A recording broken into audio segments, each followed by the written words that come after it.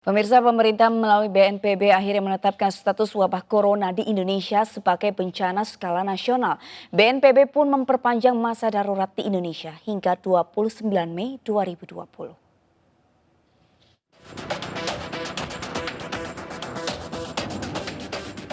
Jumlah kasus positif virus corona di Indonesia terus bertambah.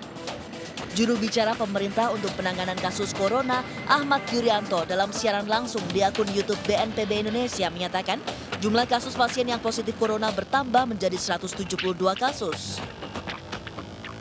Tambahnya kasus positif COVID-19 terbanyak berasal dari Provinsi DKI Jakarta, disusul Jawa Timur, Jawa Tengah, dan Provinsi Kepulauan Riau.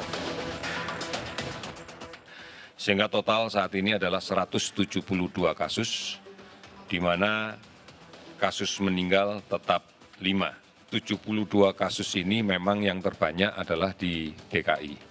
Kita memaklumi bahwa pintu gerbang di DKI, pintu gerbang masuk negara di DKI cukup besar. Kemudian mobilitas penduduknya juga sangat tinggi dan kemungkinan terjadinya kontak dari kasus-kasus positif yang kita dapatkan juga cukup besar.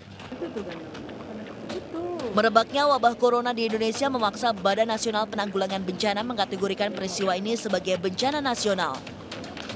BNPB pun memperpanjang masa darurat penanggulangan virus corona di Indonesia, yakni selama 91 hari dan berakhir hingga 29 Mei 2020.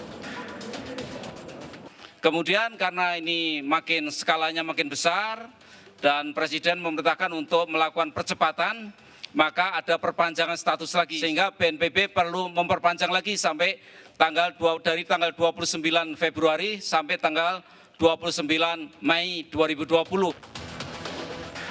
Kendati jumlah kasus positif corona di Indonesia terus bertambah, namun pemerintah tidak berpikiran untuk mengambil kebijakan lockdown.